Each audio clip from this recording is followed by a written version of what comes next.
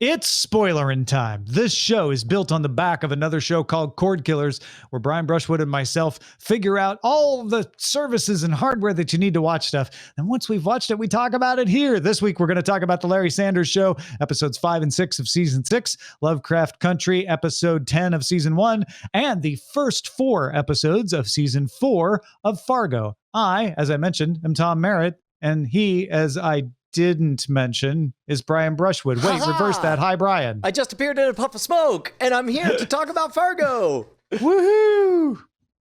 Let's talk about Fargo episodes 1 through 4. Now we're talking about 1 through 4 because we're catching up. We were finishing up some other shows and we're diving in and watching these. Although I have to admit, Brian, I have been watching this weekly. I did not watch all 4 of them this past week. Yeah, I watched the first episode right when it came out, and then I held off and I watched 3 episodes last night. So I don't know if that makes me better qualified or less qualified, but if we're rounding everything up, man, there's a lot to process, a lot of characters. Before we go through details, can I ask you, I perceive, and maybe this is wrong, but I perceive that previous iterations of Fargo, there's usually been one relatable me character, somebody who's out of their element, somebody who's not a player but swept up into a world outside of their ken. And usually it's because they have the opportunity to get money or get revenge or whatever the thing is. At first it was, Martin Freeman, and then we saw it with the goofy twin of Obi-Wan Kenobi. We saw it with Jesse Plemons. Those were sort of the anchors that I was able to follow. I don't know who my anchor is in this because everybody is a player. It's the girl. The murderer? No. The student, the young girl, and the daughter of the funeral director. Oh, really? Yeah. Wait, okay. What is her temptation that causes her to step out of her bubble and get swirled away? We haven't got there yet. Okay, well, but they are swirling around her. Okay, that's interesting because I would never have suggested. I would never have thought she doesn't. It's different in that it's not immediately like, oh, here's her temptation. But she is she's us in the story. She's like, I'm just a girl, I'm trying to get by in this crazy world. Here's what I have to deal with. And I'm not in the game. My parents, you don't think her parents are in the game, but they're very quickly in the game, right? Yeah, because they take the money. Well, certainly by episode 4, when you have the funeral director driving the getaway car for the bank robbery, like, okay, yep, you've made your bed. I'm with you. Yeah, and when he's returning the money to Chris Rock's character, Loy, and yeah, everybody else is in the game. She's the only one not in the game, and she's not only connected to the entire Italian versus black mafia world through her parents, she's also connected to Orietta, who's kind of your wild card character, the killer nurse who does the mercy killings. By virtue of being neighbors and being by virtue friendly. of being neighbors, yeah. Right? So she is plugged into the whole apparatus. That's the way I've been looking at it. She's definitely the linchpin. She's the cross section of all the characters. But I suppose, to me, I've always thought of Fargo as somebody like me who's put in a position of having to make a choice. And what we do in real life, we choose to not take revenge, not let someone die, not steal the money, not whatever. But Fargo is the journey of what if the other us went forward. And I haven't seen that choice with her, so I guess I didn't. I don't think we've got, if they're going to follow that pattern, which I wouldn't be surprised if they do, I don't think we've gotten there with her yet. Yeah. That'll be interesting. I'll keep an eye out for that. But to talk about it in terms of play setting, like everybody is a player. Everybody has an agenda. Maybe the nurse is the closest to but she's more an agent of chaos, like the Joker. Yeah, she has her own agenda. She's a force of nature that just swoops in. Yeah. Yeah. She intersects from the exterior. But by killing. I mean, she actually causes the rift, right? By killing the Don of the by Italians, killing the Don, who was like, yeah, everybody settle down. This is fine. We can make peace for once, right? And I really like that setup where they just showed everybody in front of the hardware store, coming up and first it was the Irish gang and the Italians took them out, and then we go through the motions, right? We go through the history, and you think, but this time it'll be different because the Don is understanding the history, right? And he's going to break them out, but then Orietta shows up and ruins that. So now we're back to probably these two gangs are going to go to war. I'm loving it. I don't know if it's because it's just more Fargo and it's got all the Fargo, like accoutrements and the strange ways of speaking and that almost Wes Anderson style of shooting, but dark. I don't know if it's just because I like the period. I'm a sucker for a 30s, 40s, 50s era period piece, and we're getting all of that aesthetic as well. Or if it's all of that plus a good story, because I so far I'm enjoying the story, although I will admit it is not the strongest story they've told in Fargo yet. Yeah, weirdly, I would say the most Fargo-iest part I've seen so far has been the bank robbery in which somebody's vomiting and pooping themselves the entire time. As they hide in a coffin. Well, there's a lot of the prosaic way of talking, right? Instead of the hey, use guys, it's like everybody talks with an educated voice, right? About whatever their discipline is. That's the other Fargoization that I've noticed for sure. Yeah, I suppose. And the stereotype subversion of Rabbi Milligan, who is a member of the Jewish and the Irish gangs and is now part of the Italian gang. And also not a rabbi, right? Yeah, no, he's rabbi because he got sent by the Irish gang to the Jewish gang. And he's Milligan because that's his Irish name. But he also got sent because he got sent twice. He got sent to the Italian gang and he stayed there. I would say those segments with him and the traded Loy's kid have been among the strongest for me. And then second place would be like I almost want to relate to I forget the character name, Jason Schwartzman's character. Fada. Yeah, he's the chief Fada. I almost want to. I certainly can empathize with him having inherited this position and not quite being ready for what it means to be a leader. And I find that fascinating. I'd like to see that go somewhere, but outside of that, it's just a bunch of pieces on a chessboard, and I don't feel the connection that I felt to like the panic that I felt for Jesse Plemons or for Martin Freeman or for. I do love Loy Cannon's character. I think he's like great at just being realistic and trying to navigate a world that's like not going to let him do what he wants to do, but he's like, screw it. Let me try to do it anyway. I've got an idea for credit cards. And everybody's like, no, you're black. We're not going to do your idea. Even though we all know like credit cards are amazing. That was kind of a weird thing. First episode we're going to mention, by the way, I invented credit cards. We're not going to mention it for 3 more episodes, except for one scene where it's like, hey man, what's going on with the credit cards? They're like, stores. Am I right? Like, that's it. That's all. I think that's it was brought up as a demonstration of these guys are really smart and no one appreciates how smart they are because they can't see back past the color of their skin. Right. Yes. Or class, both. And then from then on, it just becomes a running joke. I'm curious if they do anything else with it or not. I really don't care if they don't. It reminded me a little bit of the scene in The Passion of the Christ when Jesus invents the table and explains the concept to the Virgin Mary. She's like, what is this? And he's like, well, it's like a thing to put your food on and and you can stand near it. She's like, I don't know, Jesus. I don't know if that's going to go anywhere. Yeah. But I'm with you on Rabbi Milligan. I think he's in the game, but he's the closest entry of like, hey, you might understand this guy's point of view. Although none of us, I imagine, have betrayed our entire gang to murder your own father, to murder our entire family. But he despite that element of his past, he seems like, a fairly normal guy. How much? I'm with you though, that we don't have a tension setter. We don't, other than the kids being hostage to each other's families. And that's not even really built up that much. The only tensions I guess we have are now after episode 4 is the funeral director going to be punished by Loy Cannon? Because Loy, after the funeral director leaves, smells the vomit, makes the connection, and realizes where the money came from. And so we know he's going to be in trouble. That's tension that is going to build, but it's not really there yet. Yeah, I suppose, and maybe this is an intentional thing that Noah Hawley's doing in this season. He doesn't seem to pick a side or want us to pick a side between the Italians and the blacks. So as a result, absent an obvious Stark family, I feel like I'm watching a battle between the Tarleys and the Lannisters. I think the Cannons are the favorite. They're the ones you're supposed to like. They're criminals. But I haven't seen a lot of reason to hate the Italians just yet. I mean, outside, especially because I'm seeing, knowing that the Italians have had trouble, and again, maybe that's maybe because all that will change.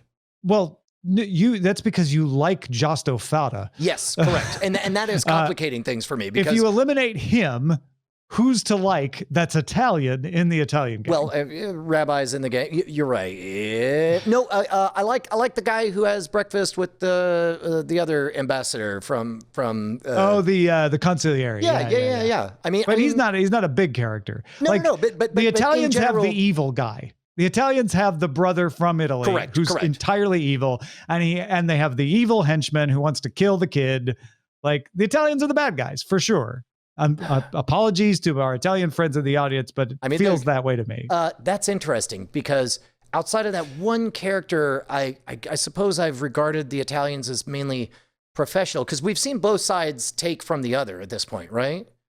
Yeah, but we see the blacks take the black gang is full of responsible characters that you identify with. They do bad things only because they have to, not because they want to. Right. The Italians have two characters who absolutely just want to kill people. Yeah. Okay. God. Well, now it makes me feel bad for Jason Schwartzman. Yeah, I know. He's not going to last. I have a feeling. I also thought you were going to pick on the name of the gang that has a godfather being Fata, because you don't like that in Fargo when they make the obvious name. I thought that was maybe I just assumed that is like a culturally known obvious thing. I mean, similar to like they call the guy Rabbi because he's Jewish, but Fata's Rabbi's a nickname. Yeah, Fata is the actual family name. Man, okay. This guy definitely thought it was a nickname. Sorry. Yeah, because the consigliere is Donatello Fata, or no, that's the Don. The Don that dies is Donatello Fata. It's the Fata family. You know what we managed to go this long without talking about? U.S. Marshal Raylan Givens showing up as a U.S. Marshal. He's 1950s Mormon Raylan. Yeah, right? Right? Like, I was when he had, the U.S. Marshal showed up and it was Timothy Oliphant, I think I even texted you. Yeah, you did. Raylan is on Fargo. Oh my gosh. And his character is nothing like Raylan, but the delivery is, and that's brilliant. I love it. It's so on the nose that they make him a U.S. Marshal. That's insane to me. No, it's so good. So good. Any other thoughts on the first 4 episodes of No, Fargo? dude, I'm just pleased we were able to remember this many moving pieces. There's a lot. And they're long episodes. They're over like half of them are over an hour long without commercials. They're short if they're 59 minutes, right? Yeah. They're definitely beefy episodes there. But I'm enjoying it. I'm having fun. I would not say this in any way is my favorite Fargo season yet, but it's too early to say. Let's wait until the end. I agree, and I feel a little bit less guilty doing other things while it's on, which probably means I'm giving it short shrift, and it probably deserves more attention. But also, they're really long, and there's a lot going on, and it's not clear to me who I'm supposed to be rooting for. Well, maybe now that we're caught up week to week, maybe that'll help. That is Fargo, season 4, episodes 1 through 4. Let's talk about Lovecraft Country, the season finale of season 1, the 10th episode of the season, Lovecraft Country. I said last week, gosh, I hope they pull all the threads together in the final episode, and they did that. Sure. And that's they certainly mentioned. They put them all in the same room. Yes. Like definitely all the threads definitely were there. Yes. We had the 9-tailed fox thread. And we had the Bryce. Remember, you said I bet they're gonna go back to the museum, and then we got the Museum Underground thread and the Book of Names thread, and the guy who died in the first episode, the father. Yeah. All the threads were right there, laying on the ground. Yeah, it's a little bit like opening up your Christmas present and finding a ball of yarn, and it says it's a sweater. I guess technically you're not wrong. This episode was so underwhelming that it made me think I don't like this show. It made me think that I don't like this show. I was angry. Really. I was literally it's the worst episode of the season. Or let me put it this way. Let me phrase it nicely. This is the least wonderful, excellent episode in the entire season. Fair. Yeah, okay. I don't know if this is my least favorite episode of the season, but it definitely left me wishing this was a better season. Well, and I don't know if we're getting another season because I feel like we covered all the book stuff that I remember anyway. I'm sure there are pieces that are left so that this people is will point out. Basically, I mean, as far as adaptations go, like the end of the book. Yeah. Can I pitch something to you? I think that this episode was a manifestation of, it was a metastasized version of, we picked up a few episodes ago that this series is somewhere between an anthology and a serial.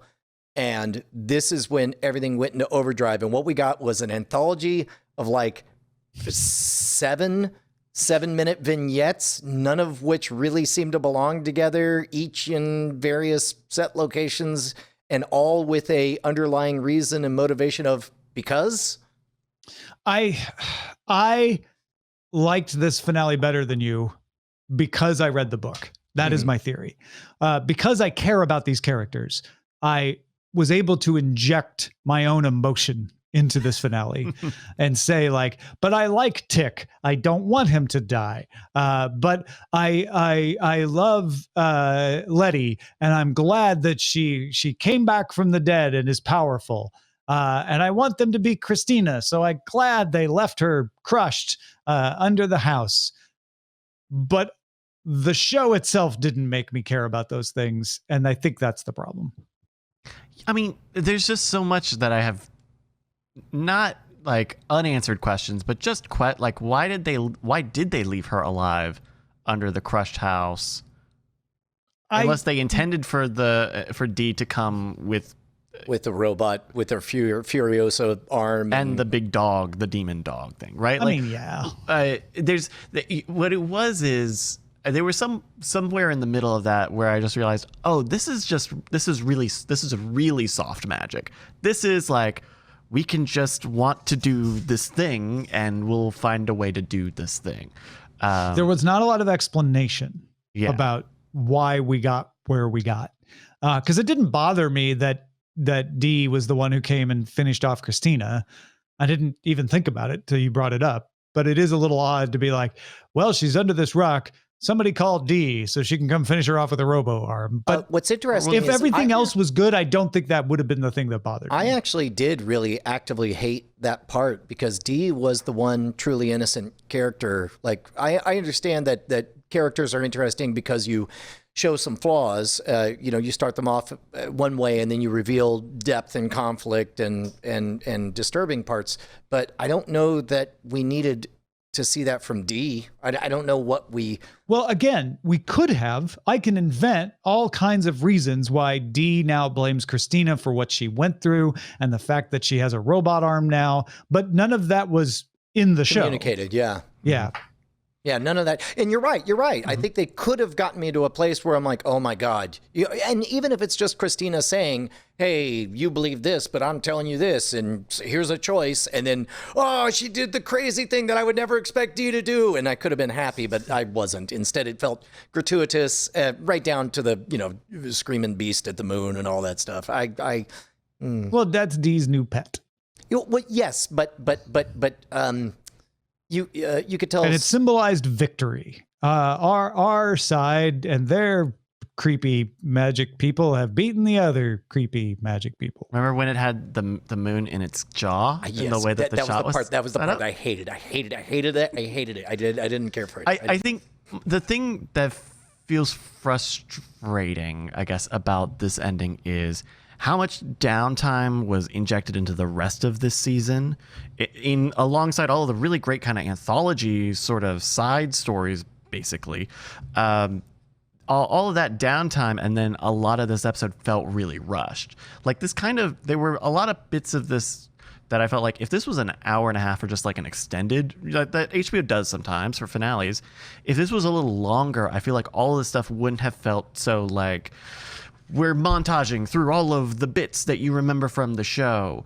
And so that made me feel like, why are we rushing? There was so much time in all of this Tick and Letty having this budding romance stuff where we could have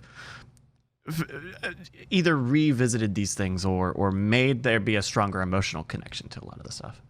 I was happy to see these characters come to life. I thought their portrayals were great. I thought the acting was fantastic. I will now think of these portrayals when I think of these characters. And my only idea of what it's like to come into this without knowing the characters in any way beforehand is from you guys and my wife. And my wife finished this and said, "I'm not sure I liked that." Wow, that's actually a very astute way to put it. I think that's where I am. I mean, there's a couple of scenes, and we've talked about it just now, where I know there were a couple of scenes I did not like, but that's a good way to put it. Like, for if this is the last taste in my mouth from this season, that makes me rethink how I feel about the whole season. She was like, "I'm just confused." She's like, I don't hate it. I'm just confused about what it was and where it went. And I'm not sure I enjoyed that. So how do we feel about Tick's death? Because I think we did see communication with like spirits and stuff with the sort of summoning thing that was, again, kind of a thing that was just localized really into this episode. But we haven't seen anyone come back from the dead, I don't believe. I'd hate to say it, but by virtue of him being such a fantastic protagonist, such a powerful lead, the whole series, like I didn't feel anything because I didn't believe a single moment of it. There are some shows that when a main character dies, like I get suckered in, even if I know logically they have to figure out a way to bring him back next season. But like maybe it was a pacing thing for me. I'm not sure. Tom, what about you? Well, I don't know if there was symbolism per se Across to Tick's sacrifice arms outstretched at the end, but I'm glad Letty survived. Put it that way. Man, just I wish. I don't know. I don't want for things that are not here. I want to comment on the things that are here. But I really liked the anthology bits. I liked all of the side stories. I'm glad you said that. Yeah. Because there are lots of moments I like in this series. And I thought that's why I wanted to say about the character portrayals and the acting. I thought they were great. I thought they created a world that, at least the world in Chicago, that was amazing. And certain elements and certain bits of the storytelling worked really well and were very compelling. It's the superstructure that I think may have left people wanting. Mm-hmm. Yeah, I'll be curious what knowing that they're out of source material sort of has me wondering what do you do with that with the follow-up season if you get one? Right, because it seems like Letty and her sister have the Book of Names now. They just have it. They have all the power. And we don't really. I mean, one of the tough things is I know that they hijacked Christina's spell. Right? They didn't make her immortal, but I don't know if that means that they just defused that spell and it just neutralized and they were able to kill her, or if they actually did. Do something did actually unleash some sort of power. There's one line near the very end where it's like, we're taking the power now and it's for African Americans now. And I couldn't tell, like, was that a function of the spell or is that just because this family now has the possession of the book? I don't know, but I do. Hearing you walk through that again reminded me of part of the reason I disliked that final moment with Dee is like they established that they were entitled to the Book of Names, and then they won. They absolutely won. And they won so hard that there's no question about it. And then they decide, like, no, we haven't won hard enough. We also need to squish the throat of this woman who's in pain. And I think that felt a bit gratuitous in this. Again, it's not gratuitous if you fill in some gaps. Sure. You can't trust Christina. We find out she betrayed Ruby, but you know she will betray people. Right. She's a snake. Yeah, she's a snake, and we're safer without her. We will never truly have won until we've eliminated the threat that she poses, because she will always be trying to wind her way back in somehow.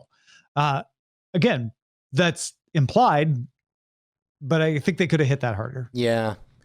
I looked this up. Misha Green, the showrunner on series 2, told Essence magazine, "Nothing is official yet, but I envision a second season that carries on the spirit of Matt Ruff's novel, but continuing to reclaim the genre storytelling space that people of color have typically been left out of."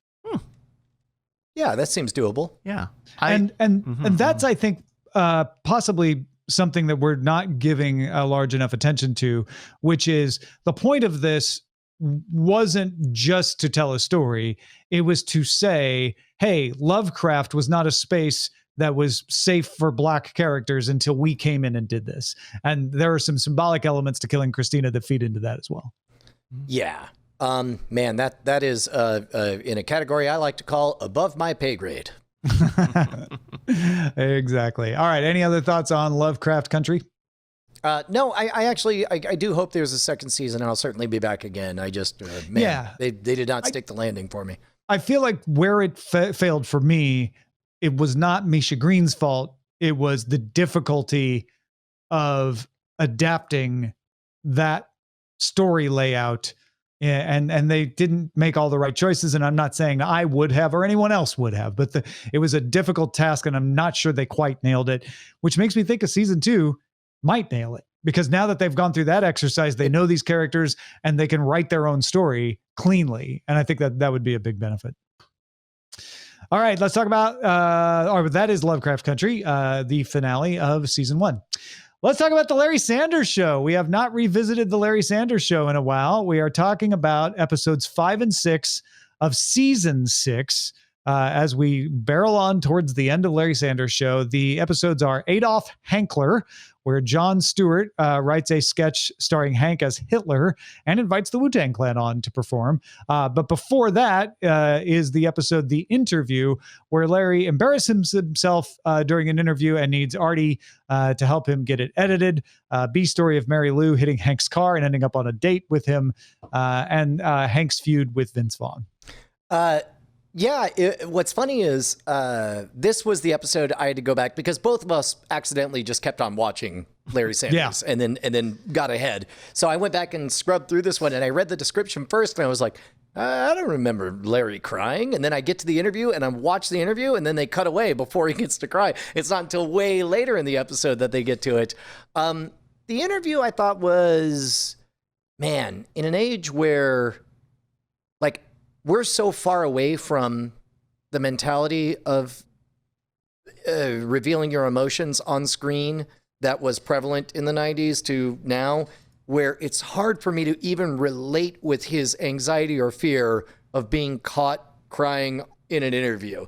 I just had to go object oriented and say, Larry did thing in interview he didn't like, and wants it not be there. Right. Like, cause I agree with you. Like, today, it would be the opposite of like, so you cried, right? Because that's going to, like, blow up social media, and you're going to look sensitive, and it's going to be a big hit. Which made it weird when they showed the scene of, like, John Belushi mocking him, like, what a baby! He's crying on the TV! Yeah. And I'm just like, man, this is a different world, my friend. Like, I couldn't even. Yeah, you just kind of had to distance yourself. Also, the Mary Lou dating thing just felt obvious to me. It felt like it was on rails. Like, I mean, we know enough about the Mary Lou character now to know she'll never, stand up for herself or say no. So it was headed towards hilarious consequences of her having a date with Hank, and they just weren't that hilarious to me. I felt like the obvious bit is that at some point before them like being on the couch, watching TV. They kept pushing it further than I thought they would push, I guess, as well. Oh, okay. I guess I expected it to be pushed because I know Larry Sanders, but maybe that. I kind of kept waiting for Beverly to like say like, hey, you need to tell him or I'm gonna tell him, and it was never that. It was always you need to tell him bye. This is about running into the car, right? Running into the car, yeah. Yeah. Which did feed a sort of in a nostalgic retro way, a fun Vince Vaughn side indie plot darling Vince Vaughn. Yeah. That it was fun to see Vince Vaughn circa 1998, to put it that way. Oh yeah, different guy than we saw 10 years later. Totally. Adolf Hankler, on the other hand, was a delight. Yeah. Of awkwardness, but yeah. So it took me a while to really piece together that like, oh, the whole bit is that Jon Stewart is crapping on himself for being a bad host. And I'm not sure. I believe this came out, It's April pre-Daily Show, 98. post Jon Stewart show. Right. Okay. That's what I want to know. So this is while he's hosting the Daily Show. He's appearing as himself as the ascendant late night comedy host, and just as if writing a press release that he's like, yeah, I will never be this guy. I will never do this thing. This is what it would look like. And these are the reasons why I would be a disaster in this role. And I like that it was kind of a slow simmer to get to see the consequences for everything. Because at first, he's like, yeah, that sounds vaguely funny. I can imagine them pulling that off. And then they show the execution of everything is just awful. I really dug that. Although, again, I don't think the network would be opposed to this skit for the same reasons. Oh no! Yeah, Bryce is updating me. So he didn't start until '99 on the Daily Show. No, that's what I said. It's pre-Daily Show. I thought you were post saying post Jon Stewart show. Post Jon Stewart show. Yeah. Well, I guess so. He has been really a talk show host who failed. Yes. And that's I guess all he's known for. The press release remains unchanged. Just very clearly, he decided that was not for him. Yeah. All right. Anything else on the Larry Sanders Show? No, but man, they definitely just straight up had Hank be Hitler. And Hitler was very poorly written skit. Yeah. Oh, was it? Hank was into it. He thought that. I mean, he seemed to make it sound like the skit was on fire. Well, and unfortunately, to make the story work, they had to make the sketch unfunny, which unfortunately made it a very unfunny part. Like I couldn't even laugh on a meta level for the story and the discomfort of it. Yeah. It's just like he was nailing being bad at comedy in that moment. And also just like a good bit of depth to the Jon Stewart character, who's always just kind of been the like favored, the favored next in line. He's the young buck, gunning for Larry's share. The terrifying golden boy. Yeah. Mm-hmm. Yeah. All right, folks, that is Spoiler in Time, Larry Sanders Show 605 and 606. We will be back next time with Fargo, episode 5 of season 4. The movie Hunt for the Wilderpeople will be screening and discussing, and the Larry Sanders Show episodes 7 and 8. Keep in mind that we got coming up Mandalorian, so that'll be around October 30th. Thanks for watching. Thanks for supporting us at patreon.com/cordkillers, and we'll spoil you again next time.